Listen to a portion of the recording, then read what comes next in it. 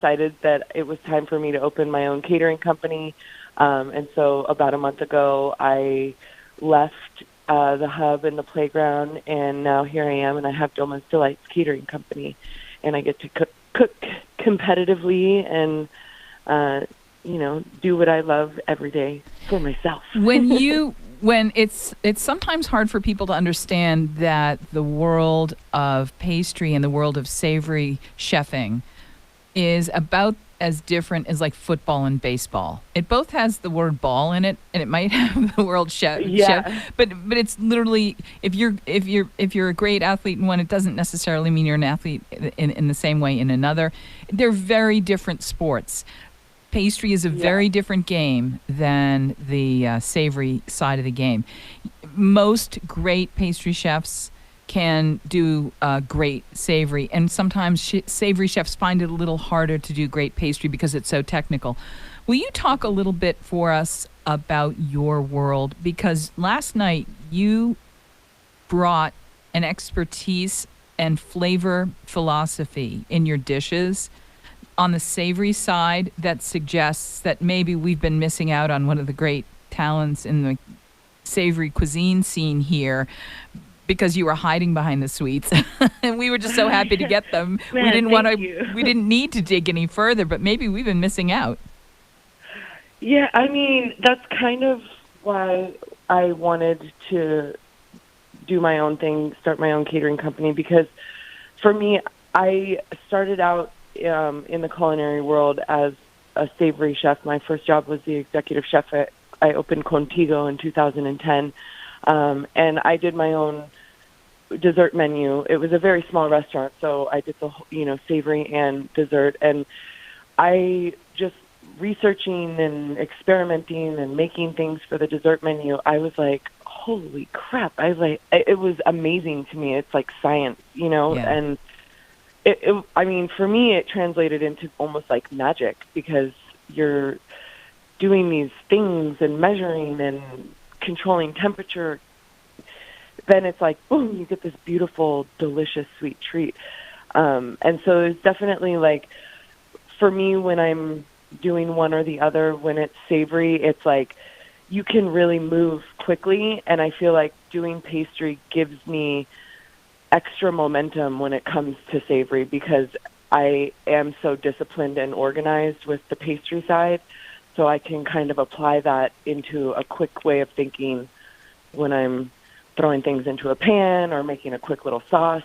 So I don't know if that makes a lot of sense. It does, and I'm going to translate for myself to make sure I understand it, because what I hear you saying and what I see in the world of cuisine and cooking is that there's something really transformational and transformative about the application of your expertise and technique to the ingredients that are in the pastry side of things. So almost, I don't know, not everything, but most things on the pastry side, we're going to look at flour and sugar and eggs, and there's like a staple body of ingredients from which many things are made.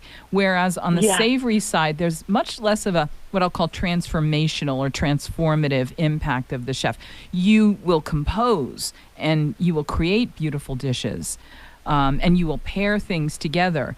But it's almost as if the greatest delight comes from the simplicity of the treatment of great ingredients, as opposed to on the pastry side, there's this really transformative impact, truly like waving a magic wand over a black top hat and, and pulling out a gorgeous, lemon meringue pie instead of a rabbit, Yes, that's why I chose my secret ingredient was the Lyle's golden syrup, and that ingredient in itself, it's not anything like, I mean, it's delicious. It has a very clear taste. It's sweet and it's slightly burnt, and it's cane sugar syrup. And I make this honeycomb toffee, and that's actually what was on that little Choco Taco from Vita, the blue corn taco.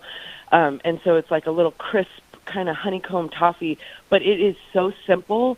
And that was something I was like, I want to do magic at the knife fight. And that's so cool. I was I was praying that maybe it would not rain, and it didn't, and that's great because the toffee just melts in the humidity. But it's like you let it cook for a little bit, you add a little bit of baking soda, and boom, it starts to puff up, and then you pour it, and it spreads, and then it hardens, and then you whack it, and it cracks, and it has this cool, like, now it's caramel, now it tastes like a caramel toffee. But now it's got a crisp texture, and it's got true honeycomb, small aeration holes in it as it poofs up.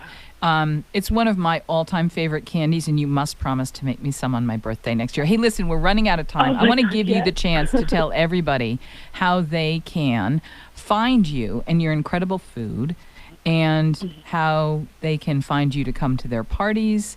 And are you doing any pop-ups or other experiences that people can taste what you do and taste your magic?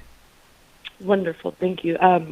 Yes, so you can reach me for catering, custom catering. I do events and weddings, lunch, dinner, whatever you need. I do personal chef services. My number is 520-975-0129. Or you can email me at domasdelights@gmail.com. And I actually do have a pop-up dinner planned for September 7th and 8th. It'll be a Mediterranean themed out at the Urban Grove. At Sabrina Regis's house. Yes. And then also people can find me on Instagram at Doma's Delight. That's awesome. And you can see all my food. You can message me. You can see all of the upcoming events that we have coming up. Doma, congratulations. I look forward to seeing you in the next rounds. And, you're the kind of person, I love to cook and I love to eat. But I have to tell you, I wish I was so well off that I could have you come and private chef for me once in a while, because that to me would be the ultimate delight. I'm so happy you made time to come and celebrate your victory with us today on Around the Table. Please come and visit me here in the studio live sometime, and we'll talk about that delicious honeycomb of yours. Congratulations. Awesome. Thank you so much, Jennifer. I appreciate it. All right, we're going to take a quick break. When we come back, we are going to go visit the incomparable humor and humanity of James Thurber, as curated and brought to life by the incredible Michael J. Rosen. The author of over 100 books has turned his passion and attention for several decades now to the Thurber estate and the work of this extraordinary man, whose work, I will argue, is not only essential but really necessary at this moment in time. Can a line drawing do much more than we need right now than to say, look, we're really all the same. We're all just a line drawing, a little black and white line drawing. We are all the same. And let's laugh at ourselves just a little bit and recognize ourselves in one another through a simple line drawing. Yeah, it's possible. Michael J. Rosen is up next. We're going to take a very quick break. Don't touch that dial. Having lunch together live around the table in the city of gastronomy. This is AM 1030 The Voice, trusted local news and talk. We'll be right back.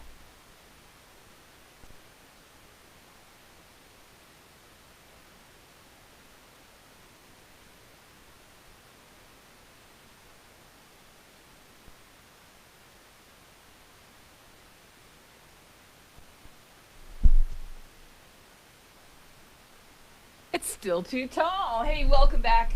Oh. Welcome back, everybody. My microphone has a mind of its own today. It is stretching itself out and taking new shapes and forms that I don't recognize.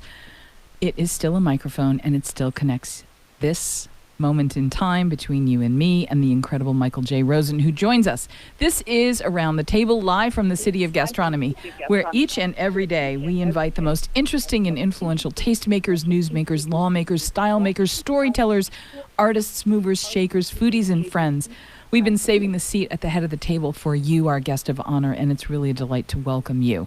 Michael J. Rosen is the author of over 100 books and has spent a considerable amount of time, energy, talent, effort, and passion on a singular pursuit in his life. It's like a great relationship. He is one of the stewards of the legacy of the incomparable James Thurber, which is no small feat. It requires the erudite Rosen to tap into his humanity and his humor, both of which I will argue, like Thurber, are more needed today than ever before in this divisiveness and moment in time we find ourselves. He joins me now from his writing studio and the Thurber Library in beautiful Ohio. Michael J. Rosen, how are you? I'm great and honored to be here in the guise of Thurber's steward. What a nice phrase. You know, you and I have been friends a very long time and date back to that period of time when we spent time together many years ago. And I'm getting a little feedback here. I don't know if that's from my end or from his end. It's from the heavens. You're pointing to the heavens, John. Are we on a speaker at your place? Not here. I don't know where it's coming from. Maybe we should take a little break and see if we can reconnect with Michael and see if we can make that echo go away. I don't know if it's going out over the airwaves or not. Michael, hang on. We're going to take a very quick break, and we're going to see if we can straighten this out.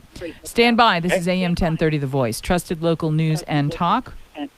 On live, YouTube Live at 1030 The Voice. We're here. We'll be right back.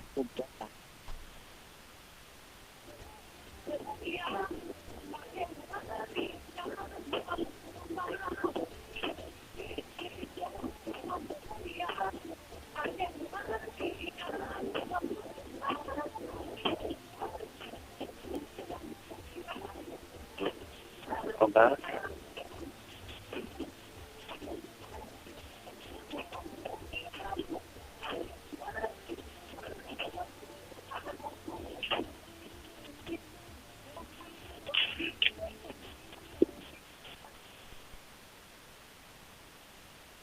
Hi there. And we are live here in the city of gastronomy. This is around the table where we invite the most interesting and influential tastemakers, newsmakers, style makers, lawmakers, movers and shakers, foodies and friends to join us every day. We've saved the seat at the head of the table for you, and you can go to Facebook. Facebook is Mondays with Ramon Valadez. We do YouTube Live, and you can come visit me in the studio right now on YouTube Live. And then you're going to type in 1030 The Voice. Michael J. Rosen is the steward and archivist curator of the James Grover Thurber collection. Thurber, of course, was one of the most famous. Cartoonist is the wrong word because that suggests things like Little Orphan Annie and Dennis the Menace. Thurber was a great artist who saw in the mind and the heart of man and captured our essence with a single beautiful black and white line drawing that captured moments in time that were timeless and contemporary. It was humorous and human. And I would argue that today more than ever we need James Thurber, which is why we are thrilled that a new collection has been brought to life, and Michael J. Rosen is calling in to share this with us. The author of over 100 books himself, Michael J. Rosen is a longtime dear friend to this broadcast and this person sitting in this seat right here. I am blessed to call him a friend. Welcome back, my friend. Thanks so much. It is an occasion 125 years after Thurber's birth here in Columbus, and the first major exhibit of his full range of artwork this year, starting just next week. And as you pointed out, this work is not only telling, but in the retelling this many years later, you look at this art, which was unprecedented, and I'll explain that in a second, and feel very much in a moment. And one of the funniest things about Thurber is that his moments occur in the middle of things. Mm-hmm. It's not a setup, and it's not a punchline. It's this, sudden suspension between what just happened and what's going to happen next, or I like to say it, between reality and really? I love that. There's this moment that Thurber caught in, as you say, a very few number of lines. When we talk about the work of James Thurber, It's impossible for me to ignore the fact that he might be most well known in the printed forms that he took, but it's important to look at where his career sort of started and came from. Like Matisse in the Matisse Chapel and the simple line drawings that express the great glory of the magic and those moments caught by the great artist. Thurber didn't start out in the same way. Oh. And I think it's important to talk about why it was that where he came from, born in that period right after the Civil War, in that very sort of Victorian era, that he could see the modernity coming. I mean, to me, that's part of his epic genius. I don't know that he saw it coming, but I appreciate your suggesting that. In some ways, what's most remarkable, and what I argue in both the book and the exhibit, is that Thurber did something that we recognized, but it surprises us. So Thurber, before cartoons, used to be done by artists. For Thurber, it was a draftsman, it was a handsome image, it was shadow, shading, realism, representation. And then underneath it would be, a long caption, a little dialogue, a bit of fa, and that was the funny part. Mm-hmm. And Thurber was the first to unintentionally, he never meant to draw cartoons, he simply had a mind that buzzed almost as fast as yours, a hand that couldn't keep pace with this. And he just drew. He drew on people's blotter pads and memo sheets and typing paper. And it was E.B. White, his office mate at the New Yorker, who found trash cans and pages of drawings on the floor in pencil, just nervous energy, and inked them in, and took them to the art director at the New Yorker, who promptly rejected them. In fact, there's a famous story of a seal on a rock, and in the distance there are two dots, and the caption is, explorers. And it came back with the art director's drawing of a seal, and underneath it said, "This is how a seal's whiskers go." And E.B. White, undaunted, sent it back in saying, "This is how a Thurber seal's whiskers go." And on from there, they persisted. So it's remarkable that Thurber had a pre-intentional idea of this. He didn't have it and then simply execute it. He began drawing, and it came to him. So before Thurber's cartoons, the line didn't go around looking like that. Right. You didn't have an unstudied artist. And now we're used to that. We're used to seeing any number of gallery openings and images on the page that are not handsome and clearly done and professionally executed. We don't even blink at that, but his was revolutionary, as when you're in the gallery and you see a Jackson Pollock of all the squiggles across the canvas. The person next to you is saying to a companion, "I could do that." And you're tempted to say, "Too late." It's the only response. Right. But you didn't. And Thurber did. And that's what's, I think, a reason to revisit the remarkable achievement that he made. Well, we use this word in other ways about other things, but I don't think it's inappropriate to use the word revolutionary about the notion of the simplicity of the work of James Thurber. Revolution suggests this really breakthrough moment, and it had to stem from a confidence born of 1,000 pages crumpled up and thrown on the floor in the offices of the New Yorker that didn't pass his muster, which suggests in its own right many things about this person as a creative artist and talent. what did you learn, and what have you learned about the person who was James Thurber? It's easy to lionize the work, but I think it's important. I feel like you've probably gotten as good a chance to know him as anybody since his death in the early 1960s. Right. I have worked in Columbus as the founding sort of program director of the house where Thurber lived during his college years.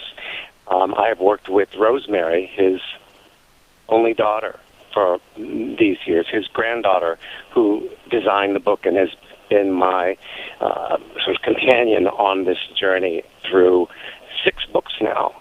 And the one thing that I would say must surprise people is that Thurber did not in any way consider himself an artist. Though he was in 4 shows at the Museum of Modern Art, although he had many group shows in which he participated and one-person shows, he continued to simply dash off his drawings. Yes, when he illustrated for others' books, when he did advertising campaigns, there were preliminary pencil drawings that he would then ink in.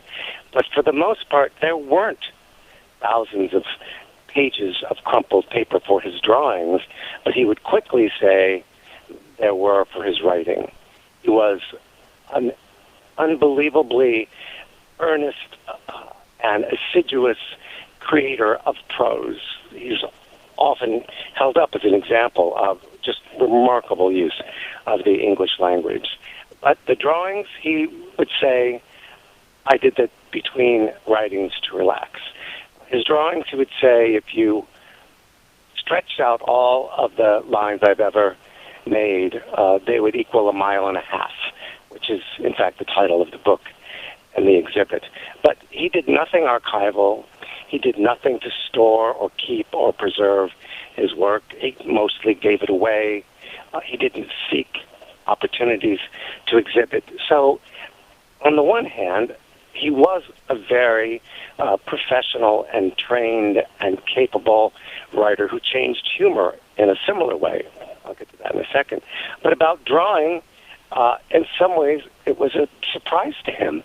And, speaking of the Jackson Pollock or any revolution in art, it's always meant, whether music, painting, dance, it's always meant with some who hold it in contempt, some who ridicule it, some who envy it. And when Thurber first started publishing in 1927 cartoons that looked like they could be drawn by a child, well, indeed, parents were sending Harold Ross, the editor, packets of their kids' drawings saying, you published that guy, Thurber, why don't you publish my children's drawings? And Thurber would receive this in a mail bag on his desk every day and was told to write these people back because the New Yorker was a sophisticated and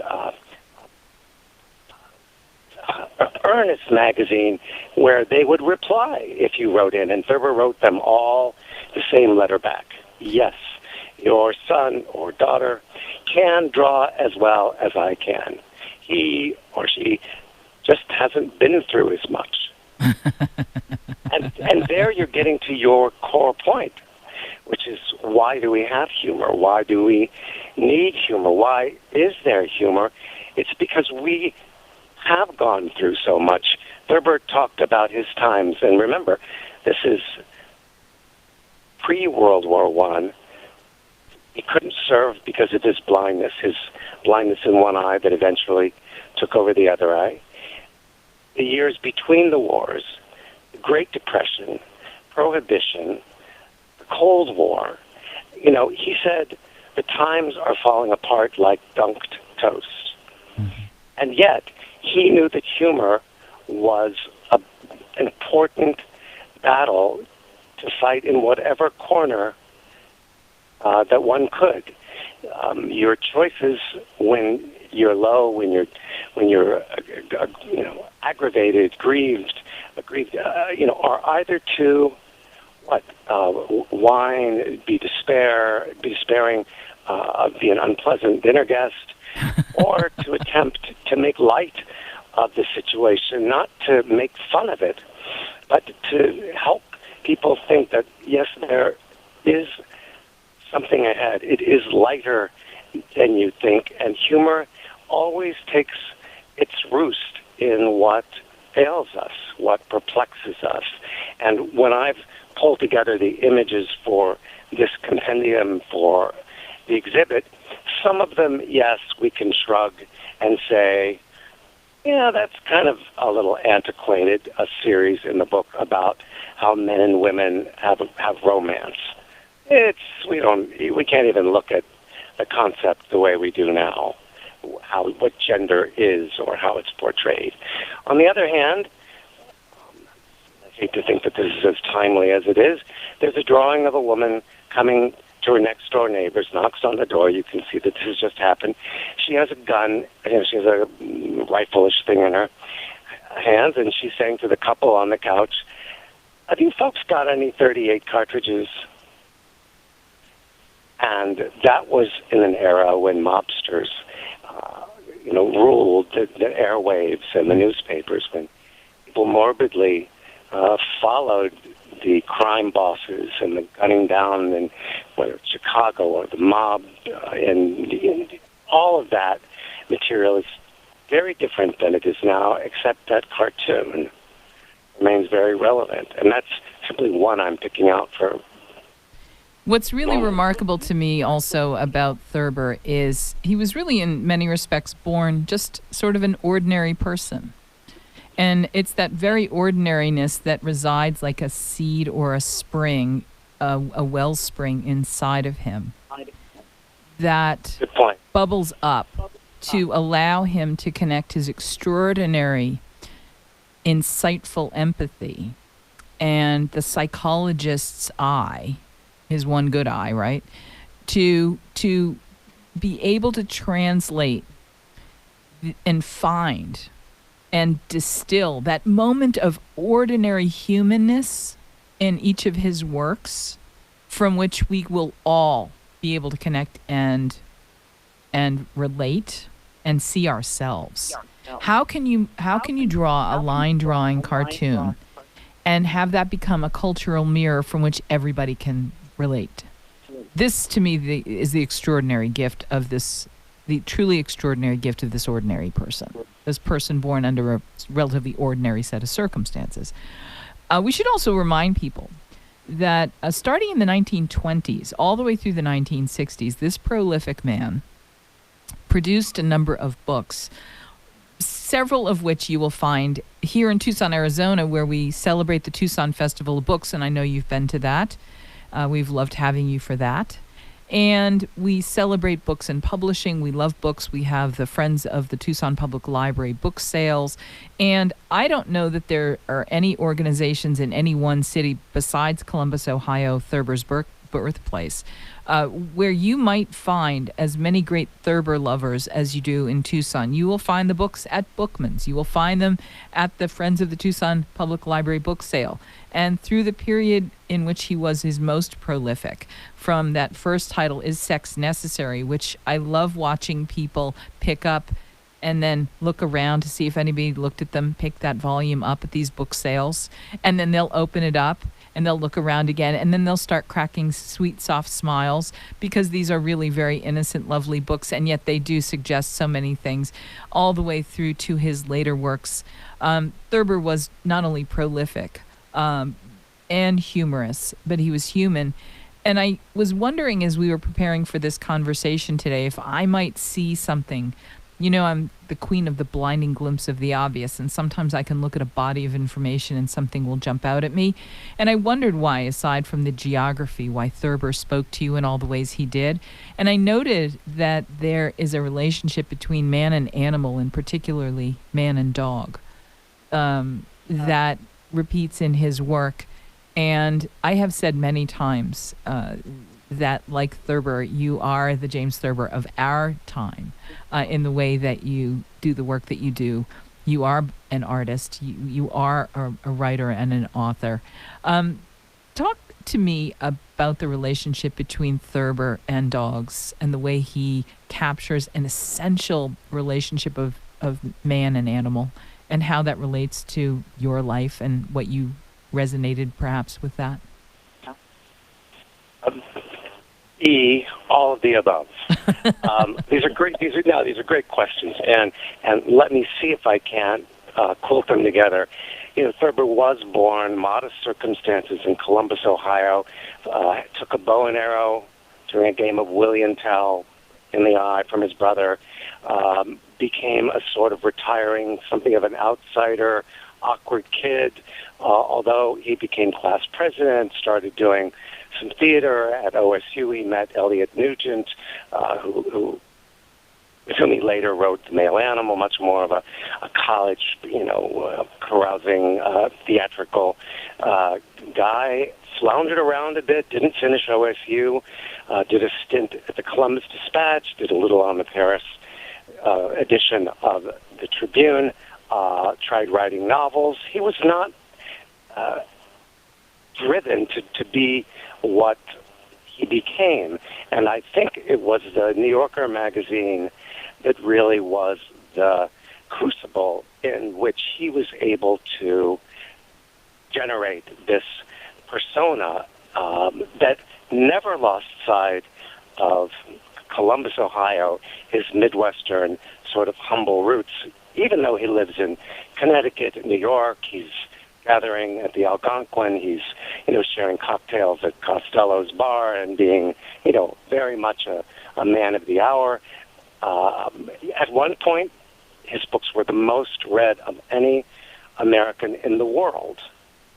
And yet, we have to remember he saw for 17 years. There were 17 years total that his artistic output was created, and 30-some books. So he had a photographic memory. He often, once he didn't see well, composed in his head while at a party, while, at a dinner, and then later, having tumbled and tweaked and refined the punctuation, the word choices, dictate to his wife or to his secretary. 2,000, 3,000 words. I can barely keep a phone number in my head. And Columbus became the place that he returned at his most despondent, when the lost generation really know what to do. He came back and did his life in hard times, boyhood stories, perhaps the shortest and most remarkable autobiography by an American. That's Russell Baker's, the columnist's thoughts on it. He came back in the 50s to write the Thurber album, portraits of teachers and friends and family members here in Columbus. He wrote children's books, fantasies, fables, all of which I think allowed him a way to continue his good efforts without feeling complete despair. Even though in some of his essays he would talk about how the country is moving at such a rapid rate of carelessness, how peace has become too fragile, how mob behavior and collective thinking is anathema to a real society. So my quilt here is a little frayed, but yes is the answer, and I think that is one of the astounding things, is that he took humor, which at the time was quaint. It was a satire, it was a spoof, a little parody, a limerick, and with his colleagues at the New Yorker, began to do an enormous range of short forms. Everything from pretending to know a lot about the solar system and writing as if an astronomer, to sending in letters from imaginary people to the magazine and answering them himself, a question and answer column. Again, a huge range, and yet we don't know about James Thurber now, this generation, because he never wrote a big book. Right. He never wrote that ultimate larger volume. They're collections of small things, and in his lifetime, he bemoaned it and he groused about it, that humor was never taken as seriously as tragedy, and that humor was literally the other half of our culture, and that we needed that. I want to ask you, because we study Mark Twain, because he did have the opus of Tom Sawyer or Huckleberry Finn that become legendary, iconic, essential reading for every American child. Why don't we teach James Thurber in school? And if we could, having spent time with this work and knowing that there's a marvelous volume from the Library of America, which is, if I'm not mistaken, how we met in the first place, when we interviewed you about the Library of America book. If you could inspire people to imagine how we could be teaching James Thurber to young people, how could we, if you have a young person in your life, introduce Thurber or share Thurber? What would you recommend? How can one enjoy Thurber and share it with the next generation so that we don't have other lost generations who miss out on this great humor and humanity? Well, first let's say that the term generation means, yes, there are kids now in elementary school that should be reading his picture books, his young adult books, even some of the cartoons. Wonderful O, The Great Quillo, Many Moons, The Last Flower. These are all wonderful books that still would read as anything else a publisher might be doing. But the generation that's, let's just say, slightly younger than present company, Thurber died in 1961. His biographies came out. The studies were done. But then because, as you say, there wasn't one Twain-like book, although in parentheses I say, who can name more than what you just did about Twain? And here's Thurber, who has done children's book, young adults, memoirs, biographies, autobiographies, short stories, humor, and now let's add cartoons and illustrations, all under the aegis of humor. I don't want to say Twain tales. It's a very different thing. It's a very different thing, but I think when we look at the 20th century, you'd be hard-pressed to find someone as accomplished. Now, for that older generation, read My Life in Hard Times. It's very short. It's hilarious. It's exaggerated stories of boyhood, in the early 20th century, where, the electricity would leak from the sockets, according to his grandmother, if you left the switch up, or where a ghost got in and chased people during the night, where his grandfather, slept upstairs on a bed that fell, and then in a dream he imagines a Civil War moment. It's just Thurber's prose in those stories, clearly of another era, will make you think of my crazy aunt, or oh my gosh, I was a part of that, or when we drove cross country that one time, a very similar thing happened. I mean, human bafflement is unchanged, and that was Thurber's province. And I would like to give you the opportunity, tell everyone that might be on summer vacation why a detour to Columbus, Ohio is particularly worthwhile this year. Well, the Columbus is putting on the Year of Thurber.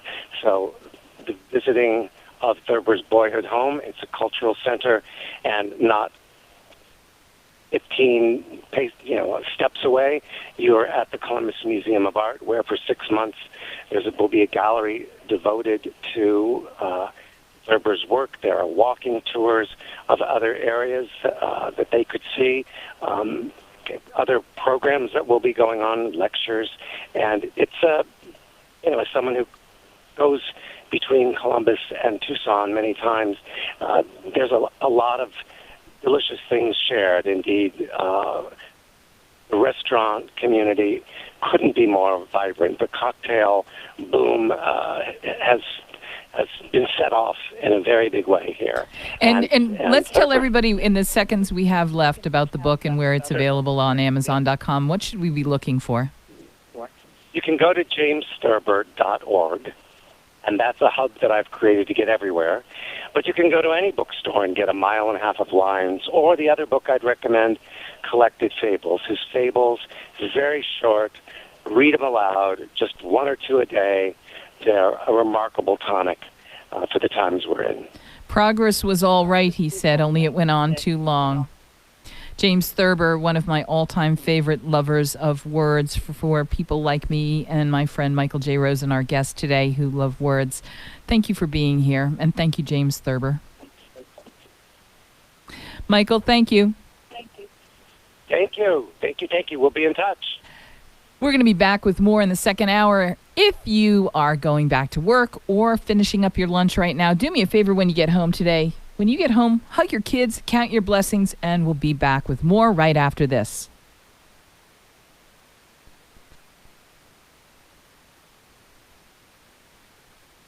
City of Gastronomy, where each and every day we invite the most interesting and influential newsmakers, tastemakers, lawmakers, style makers, movers and shakers, artists, writers, healers, foodies, friends.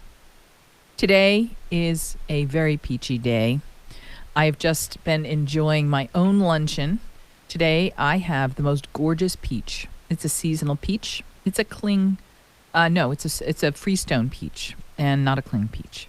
The freestone peach is when you cut the peach in half and you twist it open and the pit in the middle comes right out, and it's peach season. And one of my all-time favorite sandwiches is to take a Tucson Bolillo roll, and I slice it open, and I scoop out the guts of the bread, and I make almost like a boat or a cavity inside the shell of the roll. I toast that, I butter it lightly, and then I fill it with beautiful fresh peach slices and a little bit of basil. Salt and pepper if you want, but you don't really need it. Nothing is more delicious this time of year because it's peach season. And in the weeks leading up to this particular broadcast, I have been wondering, how come I haven't really felt like myself? And I remembered, you know what? I'm not wearing my apron. For months, I've been wearing my apron on the show, and I had this fantastic City of Gastronomy apron that I got when we went to Hermosillo, Mexico. And I love wearing my apron. I mean, I wear aprons. That's just one of my things. It's what I do. When I was broadcasting with the fantastic and fabulous Martha Vasquez on KVOA, when we launched the News at 4's Let's Make a Meal segments together many years ago, I would wear my aprons, and I was always happy to do so. And when I do hot lunch at the kids' school, I wear my apron. And when I go to events, I wear an apron. And why don't I wear a chef coat? Like last night when I was at the knife fight, the Tucson knife fight, pitting the chefs of Tucson in a head-to-head Iron Chef style competition with secret ingredients and twists and turns. I remembered as I watched the chefs competing in their chef coats. It reminded me, I don't wear a chef coat because I'm not a chef and I don't have that standing in the world of food. But what I am is a mom and a cook and a food person who wears aprons. And so today I am here wearing my apron. And if you want to see which apron I have on today, you have to go to YouTube and you can go to 1030 The Voice, or you can just go to kvoi.com and press watch now. And that will take you right to our live feed, I am told. If you want to join our conversation today, you can call us up at 520-790-2040, 520-790-2040. We are going to, in a couple of moments, talk with Linda Ray, who is joining us to talk about the humorous side of life in Tucson. And we're going to, I have to say, and I've said this before, on Wednesdays in the second hour of the show, when we talk to our co-host, Mark DiCarlo from the Travel Channel's A Fork on the Road show, and he had his own background in stand-up comedy. He was part of the Second City comedy troupe in Chicago, and he's a really funny guy, and his friends are funny people, and they're actors and comedians. And regularly, when he and I are together, I laugh more during that hour than I do any other hour of the week. And I'm reminded that even though I love food, and I love talking about food and sharing food, I love laughing even more than I love eating, which sounds improbable. No, it sounds really improbable. I love to laugh more than I love to eat, and I love to eat. So if you're somebody who loves laughing and comedy, if you love humor, the theme of today's show is laughter is the best medicine, and the comfort we derive, the healing comfort we derive from laughter. When things are stressful, when things are difficult, how lucky are we when we get to be together with people that make us laugh, that get us, that know how to make us laugh, that understand where our funny bone is and how to tickle it. And sometimes that comes in the form of stand-up comedy. Sometimes that comes in the form of movies, classics, new ideas, comedians you don't know. We love that Tucson is a place that loves words and ideas and art. It's a place that loves its books, and it's a place that loves to laugh, maybe as much as I do. I have been told that Tucson is punching above its weight class in a couple of things.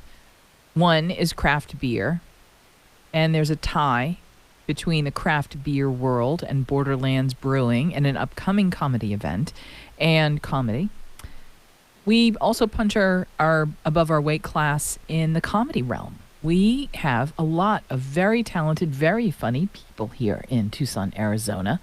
And we are very happy to have a correspondent from the Tucson Weekly who joins us once a week to talk about what's going on in the world of comedy. She herself is a comedian. She covered the rock and roll world as a rock and roll critic and journalist for decades. But now the world of humor has her heart and her head, and she shares what's humorous about this place we call home with us here on Around the Table. Linda Ray, welcome. Hi. This is such a busy week. I had a hard time figuring it out, but I finally hit on something. It was so obvious. You know how you always say next to food, your favorite thing is comedy. Am I right? Well, what I say is the only thing I love to do more than eat is laugh. I love to laugh even more than I love to eat. Well, let me tell you, I have a show for you this weekend. It's on Saturday, August 17th, 7:30 p.m. at the Screening Room downtown, and it's called the Tucson Fantasy Food Draft 2019. It's based on the NFL draft, and it's a bunch of hilarious people. I mean, we have some of the funniest people in town doing this show who also love food. And their challenge is during the course of this draft to try to put together their ideal menu, one that will win the crowd, while all of the others may be naming their next best restaurant.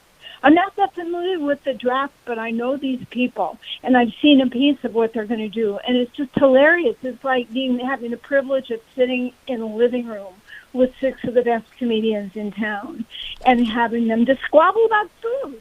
Now, where is the screening room? The screening room is, the exact address is, I think, 217 East Broadway.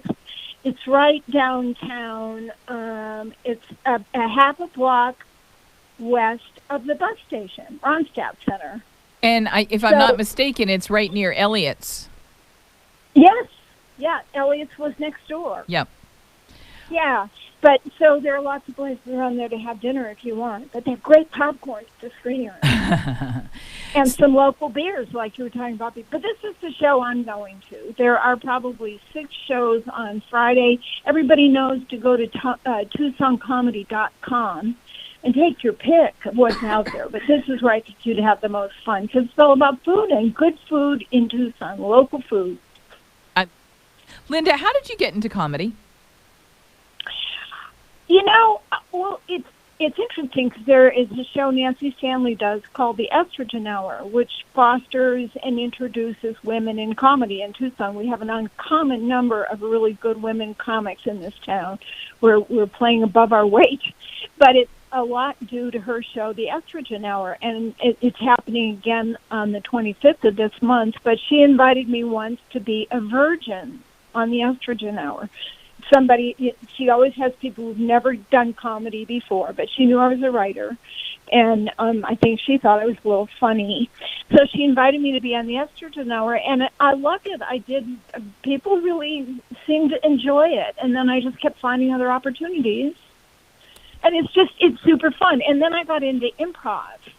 And my improv team is playing this Friday. If people are interested in it, it's the Herald. We're performing a Herald to those improvisers out there that know what that's about. But it's a lot of fun. I didn't understand a thing you just said. You need to explain that to me. What did you just say? Okay. Well, in improv, you know how you are when you're in school and you make up plays in the playground, and you just kind of go from one thing to the next to the next. And improv seems to be like that, but there's a construct around everybody works, and it depends on what format you're playing. And my team and I play a format that was invented by Del Close, who basically invented modern improv, and it's called The Herald, for no other reason than it's called The Herald. But it's a series of scenes, so when you see it, it makes sense as a whole. It's not just one scene at a time and people making up stuff as they go along. It all fits in, so at the end of a Herald, you kind of have some sense to it, who the characters are, how they might relate to each other. And there's a lot of jokes in there, so you laugh. But that's the, are you there? Yes. Okay. We're all here. We're playing on Friday. And then I just started up another team that plays a game where every scene takes place at a different site in the same location. So you can be like, we did an amusement park once, and in one scene somebody was sweeping up after it closed, and in another scene the HR department was arguing with somebody who drove the boat. It was just silly and fun, but it kind of hung together, and that's what we try to do at Tucson Improv Movement. Unscrewed Theater does short form, which is sort of a popular favorite, especially among families. It's very quick and funny. But it doesn't have an overarching theme. So okay. So you know what? We're wandering a little bit, and I want to get down to the one or two other things that we can go to in the next few days, because you were just describing a tapestry of humor woven throughout this community, and there is a lot. And I want to go to it all, but I want to know because you know who the best, funniest people are. And you know where the best events are. And you mentioned that there's something coming up at Borderlands? Yes, Borderlands Brewery. Actually, they have a show the third Monday of every month. Which is coming up, the third of the second. It's the third Monday, right? It's the third Monday of every month. There's a show at Borderlands. And I've been watching that show grow for 3 years since Michael started it with Matt Zemak, who is another tippy-top comedian in town. Matt Zemak and Rory Montserrat have this show, and this week, oh man, I lost track of it. There is a young woman, a New York comedian, coming into town, and she's in town for 2 shows, and that is one of them at Borderlands Brewery. It starts at 8. There's usually comedians from Tucson, a couple from Phoenix, and then the headliner, which is this woman, which now I wasn't prepared to. I'm sorry. That's okay. We're going to keep going because we're going to revisit this one. Before we run out of time, and I don't want to run out of time with you, what's the third show that you'd really like to make sure we know about for this week and weekend? For this weekend, here's what I would suggest. Seriously, there are 4 or 5 shows on Friday, and I can't tell you which one to go to. But they're just all good. And if you can only go to one show a week, as I said, go to the one at the Screening Room. You can read more about the shows coming up this weekend in particular in Tucson Weekly. I've covered 3 of the really good ones. And then the Borderlands Brewery one on Monday. I was just trying to keep it limited because you know how I ramble. So it's not that you ramble. It's just that there's so much, and it's really people don't. Yeah, there are 20 or 30. Literally, I'm not kidding you a bit, and nobody knows this. There are 20 or 30 comedy shows a week. There's a great. There's a guy named Trent. I can't remember his last name, but he's at Laughs this weekend. But Linda, the thing about how much comedy we have in town here, And the thing about the comedy that we have in town here that's remarkable is that comedy, unlike other events, can take place anywhere.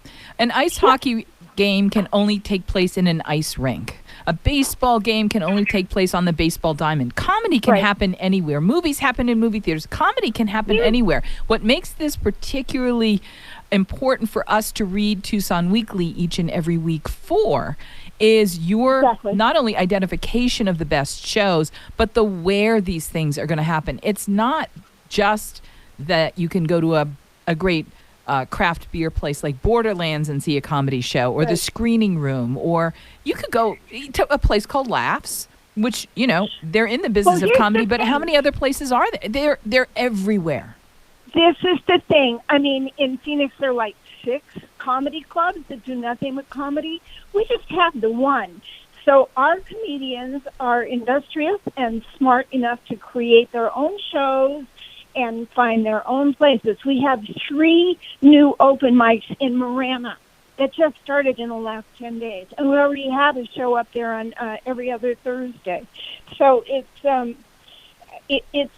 crazy fun. And I've started trying to list the shows that repeat at the bottom of my column. So you'll be able to see every open mic where it is, every showcase where it is. I give the addresses and all that. But the best place to look is TucsonComedy.org. They have it all. Linda Ray, thank you so much for joining us to tell us where we should go to get a good laugh.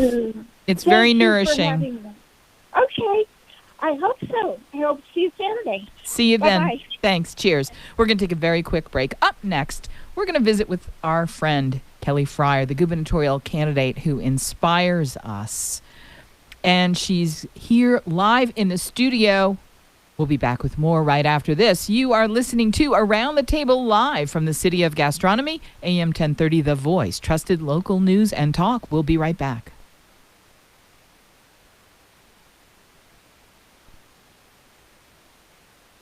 Radio station KVOI, AM 1030 The Voice, trusted local news and talk, where the local talk is the local news, and where the local news is the local talk. Each and every day we invite the most interesting and influential newsmakers, taste makers, style makers, movers, shakers, foodies, friends, artists, writers, healers. We save the seat at the head of our table for you, the guest of honor. And if you want to know what that seat and that vantage point affords you, it gives you an entree into the studio with us. Just go to kvoi.com, click on Watch Now, and you can be connected to YouTube Live. If you're already on YouTube, spinning around from meditation and sacred harmonic videos and stupid human tricks and some of the other things that people have been telling me they enjoy watching, including Midwesterners going thrift shopping at the Salvation Army and then going through each of the purchases in the back of their SUVs. It's hysterical, and there are dozens of people who do it. YouTube is a fascinating place. It's hard to compete, and yet here we are. YouTube Live, AM 1030, The Voice. If you want to know what we're doing, it's 1030 The Voice, 1030 The Voice. 226. I love it when it clicks over like that. I'm a numbers person. I'm delighted to be welcoming to lunch today our friend Kelly Fryer. She was a gubernatorial candidate whom we cheered for and thank for bringing her voice to the conversation of thoughtful, caring leadership with vision and with passion and with connection and recognition that we are all in this together. She has made a career of uniting, and in that I am absolutely a fan. I've watched and read about her work in our community, her leadership, with great admiration for some time. And frankly, when you get to host a talk show every now and then, you get to meet people you really admire. This was the case when I got to meet Kelly Fryer and welcome her to this show months ago. She joins us now after having recently been on a tour of the United States, and in her exploits gave us a taste of a dream that many of us have, which is to climb into an RV and go see the beauty that America is still. Kelly Fryer now joins us back from the road, here back home. We welcome her back now.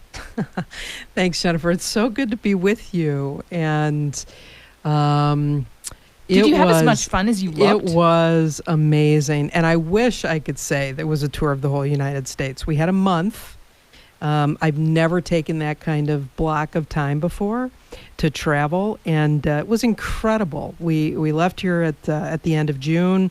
We got back at the end of July, and we ate our way through the Pacific coast. It was amazing. But you're a foodie. You know, I'm married to a foodie. Okay. And so I get to reap the benefits. You should have us both on sometime. I would like that very much. Tana Fryer is the manager at the Sand Reckoner Tasting Room, of course, right there on 6th and 7th, just, in that kind of downtown area. I forget what they call it. It's like the arts. No, anyway, it's a cool little area right around the corner from Tap and Bottle, another of my favorite places. And it's that place where you can walk from one downtown to the other downtown without going under the underpass. You can kind of wander across the tracks carefully, and you don't have to listen to the rumble of the motorcycles that always seem to be going through at exactly the same time I am. There are so many great places down there, but and anyway. they're right near Popped, Artisan Popcorn. Yeah, that's right. Right next door. Yep. Right next door. Oh my gosh, They've got some great new flavors out. And not too far from Anello Pizza. Another wonderful place. And want to know why we're the city of gastronomy? Look what we have. I know. You could go on a food vacation right here in Tucson. I know. But being married to somebody in the industry has serious perks. Yes. Right. So we visited. Part of what we did on our trip. First of all, we bought ourselves an RV. So we've got a 28-foot RV, and we joined an online community called Harvest Host. And, you pay a small annual fee, and it's kind of like Airbnb.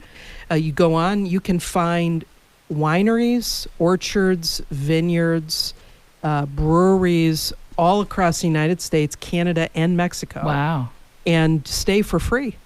So if you've got a little RV or a tent, you just call them up or shoot them an email and say, hey, I'm going to be in your neighborhood. Can I stay with you?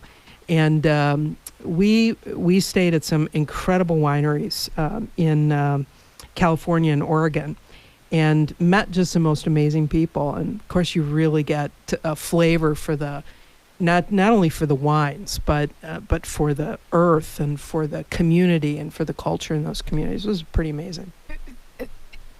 When you said that you've never taken a block of time like that, that's really telling about how we live and the pace we live, especially when you are in a position of leadership, when you give and serve the way that you do, the myriad communities and constituencies within our culture here in Arizona.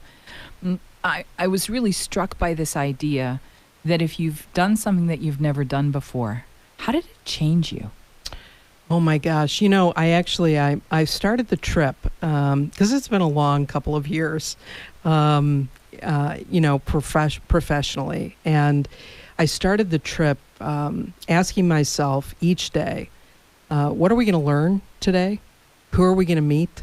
And how are we going to be changed? And really tried to be intentional, to kind of take stock at the end of each day and just reflect on those questions, or sitting around a campfire. It was pretty amazing. One of the things I learned is how to be a passenger. Because you're used to driving the bus, I'm so to speak. I'm used to driving the bus. And some of the places we went, I think it was our second night, we headed up to Big Bear Lake. I don't know what it is, maybe about an hour and a half west of like Palm Springs, Palm Desert. And it's 7,500 feet altitude. And to get up there, we took a road driving this big RV that had literally just hugged the side of this mountain with switchbacks, that had 10-mile-an-hour speed I'm having limits anxiety posted. just listening to you talking hanging about onto it. the side of a mountain. And I was driving that first day, and honestly, I was just like like I was drenched. I was just a sweat ball from the anxiety of driving that road. And on the way back, Tana drove. And that was even more terrifying, right? To be a passenger in that kind of a situation. And some of those they don't have quite enough of a I'll call them those little limited barriers. Sometimes there's nothing there to protect you from going over the falls in a barrel. That's right, nothing. Yeah. And I can remember just sitting in the passenger seat, just kind of saying to myself, this is a great lesson to learn how to be a passenger when somebody else is driving, especially in harrowing situations. And you extrapolate that out to life, right? And sort of the different situations that you deal with in life. And that's a good lesson. I think after a month, I got to be a pretty good passenger. I was no longer screaming. I was going to ask you, did making the choice to go away for a big block of time like that require you to be a little bit courageous in a way that you hadn't been before? And it sounds really simple. Oh, I'm going on vacation for a month. Boo-hoo. I mean, a vacation for a month, it sounds like everyone's dream. What would you need to be courageous about that for? And yet for people who are very much generously devoted to service and not simply addicted to their work or living in a less mindful way. I mean, you're an incredibly mindful, present person who does purposefully work to make things better in all the concentric circles as they extend in your world, for which we are all enormously grateful. Did you think about having to be courageous to go on this trip? I did not. That's a really interesting way to put it. And I can see that for many folks whose, kind of identity is caught up in their work life and the responsibilities that they have in their community and so on, how that would really be an act of courage. I'm going to be honest, it was an act of necessity for me. I really needed a reset. And this trip gave me an opportunity to do that. It was, if there was anything a little bit scary, it was, I left a position and didn't necessarily know exactly what was going to happen on the other side. And we're talking about the fact that for many years you have been the leader of our YWCA. That's right. Here in our community. That's and, right.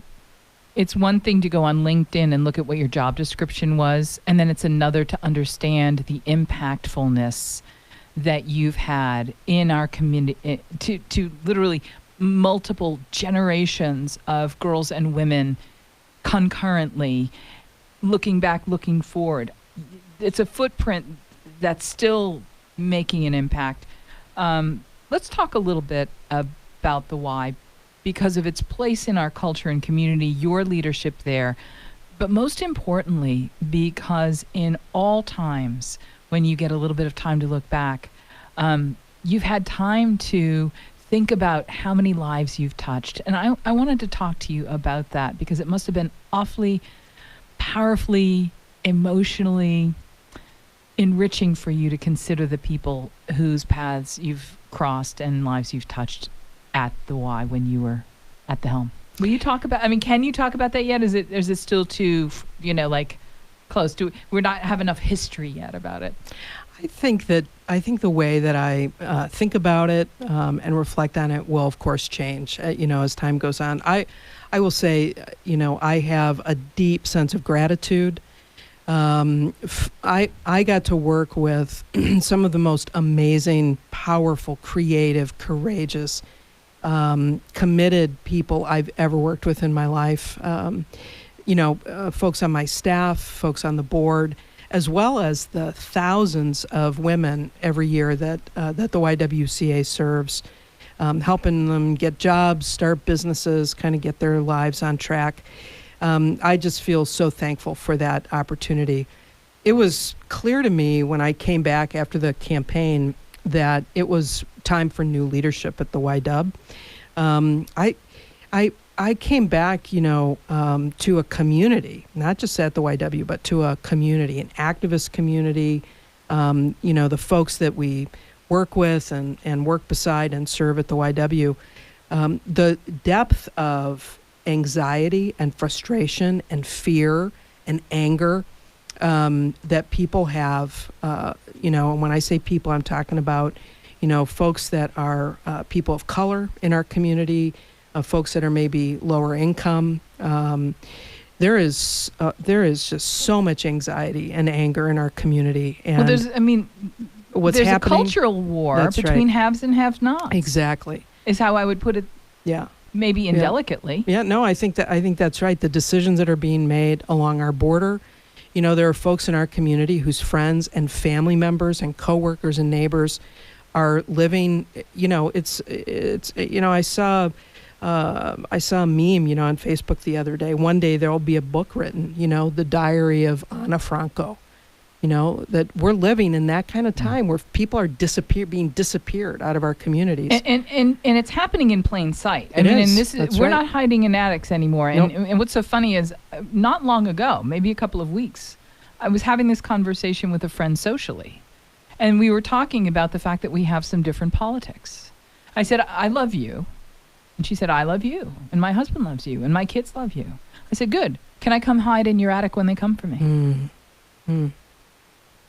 And she stopped and she smiled and she laughed and she was kind of like, oh, don't be ridiculous. And I said, can I? And she said, yes. This is the reality that you never imagined we would be facing. Not just because we're a border state. This is happening everywhere. The word that comes to mind for this is insecurity. When do you recall ever experiencing such profound cultural insecurities and pervasive insecurities as this time?